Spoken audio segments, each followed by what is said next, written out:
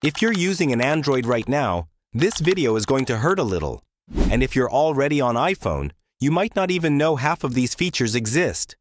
Here are 10 things your iPhone can do that Android simply can't. Let's start with the one that actually saves lives: crash detection. If you're ever in a serious car accident, your iPhone detects it automatically. It analyzes data from your accelerometer, gyroscope, and barometer in real time. If it detects a severe crash and you don't respond within 10 seconds, it calls 911 and shares your exact location with emergency services.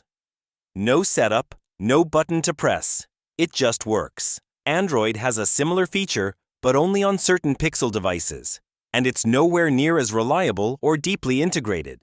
Go to Settings, tap Emergency SOS, and make sure crash detection is turned on.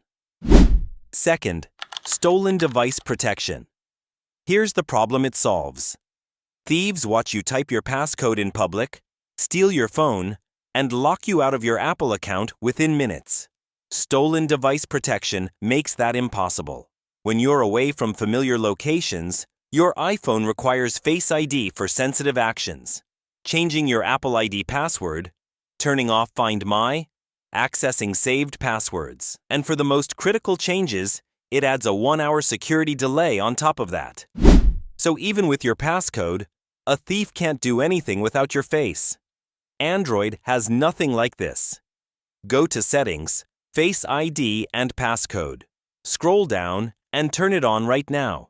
Third, Face ID. And I know Android has Face Unlock too, but they're not the same thing. Most Android Face Unlock systems just use the front camera to take a photo, which means they can be fooled with a printed photo of your face. That's a real vulnerability that's been demonstrated multiple times. Apple's Face ID projects over 30,000 invisible infrared dots onto your face and builds a precise 3D map. A photo won't fool it. A video won't fool it. The odds of a random person unlocking your iPhone with Face ID? 1 in a million. Fourth, AirDrop. And this is the one that frustrates Android users the most. Sending a file from one iPhone to another takes 3 seconds. Full quality, no compression, no app needed, no internet needed. It works directly between devices over Bluetooth and Wi-Fi. Android has Nearby Share, and it's gotten better, but it's slower, less reliable, and doesn't work between Android and iPhone at all. AirDrop also works seamlessly across iPhone, iPad, and Mac. That ecosystem integration is something Android just can't replicate. Fifth, iMessage. And this one is less about technology and more about experience. Every message between iPhone users is fully end-to-end encrypted. You get read receipts, reactions, effects, and high-quality photo sharing, all built in. No app to download, no one to convince. Android's default is still SMS, unencrypted, and basically unchanged for years. Google has been pushing RCS, and Apple now supports it. But the full iMessage experience is still iPhone only. Sixth, FaceTime. And yes, Android has video calling apps. But here's what they don't have: SharePlay. With SharePlay, you can watch a movie, listen to music, or share your screen with someone on a FaceTime call, all in perfect sync. You're both watching the same frame at the same time. It works with Netflix, Spotify, Apple TV, and dozens of other apps. Android has no native equivalent. You'd need 3 different third-party apps to replicate what FaceTime does out of the box. Seventh, focus modes. And Android's Do Not Disturb is not even in the same league. With focus modes, you can create completely separate environments for different parts of your day. Work focus, only work contacts and apps come through. Sleep focus, everything goes quiet. Your lock screen changes, your home screen changes. Personal focus, you decide exactly who and what gets through. You can even set focus modes to turn on automatically based on time, location, or which app you open. Android's version lets you silence notifications.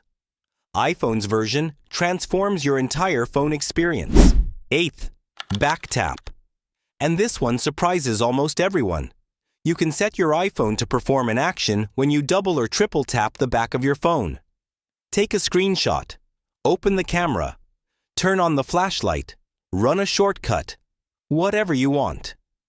No button press, no swiping, just a quick tap on the back. Android doesn't have this natively. Go to Settings, Accessibility, Touch, scroll down to Back Tap, and set it up. Once you start using it, you won't be able to stop. 9th, Screen Time. And this one is especially powerful if you have kids. You can set daily time limits for specific apps, lock certain apps entirely, schedule downtime where only approved apps work, and see a detailed breakdown of exactly how you're spending time on your phone. And if you're managing a child's device, you control all of it remotely from your own phone. Android has digital well-being, which covers the basics. But screen time is significantly more detailed, more customizable, and the parental controls are in a completely different league. Go to Settings and tap Screen Time to set it up. And the last one, the Journal app. And this one is quieter than the others, but genuinely useful. Apple's built-in Journal app uses on-device AI to suggest things to write about based on your day, places you visited, photos you took, music you listened to, workouts you completed. It pulls all of that together and gives you a gentle nudge to reflect on your day. Everything stays private on your device. Android has no native journaling app. Nothing that integrates this deeply with your daily activity. Open your iPhone, find the Journal app, and give it a try. It's one of those features that sounds small, but becomes a daily habit. And that's 10 things your iPhone can do that Android simply can't match. Some of these you probably already knew, but I'd bet at least a few of them surprised you. Go through this list and make sure you actually have these features turned on, because most people don't. Which one impressed you the most? And if you're an Android user watching this, which feature are you most jealous of?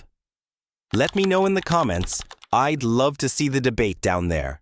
If you found this helpful, subscribe. I post videos like this every week. See you in the next one.